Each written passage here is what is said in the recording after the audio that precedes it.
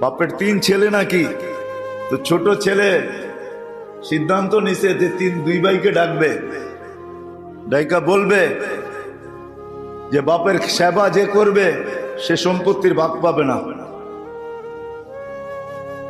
3 ভাইকে বসায় বলছে মা বাবার খেদমত যে করবে সে সম্পত্তির ভাগ পাবে না, কে রাজি আছো? তো 2 ভাই বলছে তুই কর, আমাদের দরকার নাই, আমাদের সম্পত্তি দরকার। তো ছোট ভাই নিজের কথায় নিজে ফাইসা গেছে, মেনা নিছে, খেদমত করা শুরু করছে মা বাবার। মা বাবা দুনিয়ার থেকে চলে গেছে, করতে করতে সব উজাড় করে দিছে, ঘরে এখন চুলোও জ্বলে না।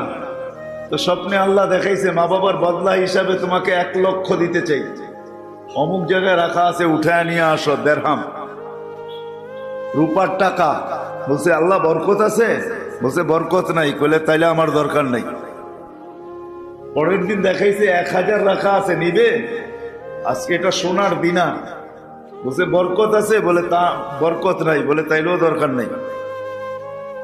বা প্রতিদিনই ঘরালাদেরকে শোনায়, আর ঘরালারা খেপতে থাকে, চুলা জ্বলে না, তুমি 1 লাখও নিলা না, 1000ও নিলা না। পরের দিন স্বপ্নে দেখাইছে যে 1 দিনার আছে, নিবি? বরকত আছে? কয় বিলকুল বরকতে ভরা আছে। কয় নিব। সকালে যে উঠায় নিয়ে বাজারে গেছে, তো যা দেখতেছে মাসালা বাজার মাছ বিক্রি করতেছে, 2টা 1 দিনার, 2টা 1 দিনার।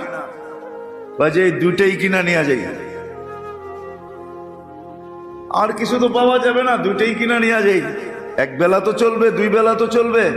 আইনা যখন কাটছে তো ভিতর থেকে 2টা মুক্তা বাহির হয়েছে, টুইন। টুইন বোঝেন? 1 জোড়ার 2টা। গেছে বাজারে বিক্রি করতে। তো যখন বিক্রি করতে গেছে জওহারির কাছে, মনে করেন তাঁতি বাজারে নিয়ে আসছে, যে কিনা সে বলছে কিনবো, এত টাকা দিব। বলছে দে। যখন কিনা ফেলছে ও পরে বুঝছে যেটা তো টুইন হয়, একটা তো হয় না। আমি যেখানে বেচবো ও তো টুইন চাবে,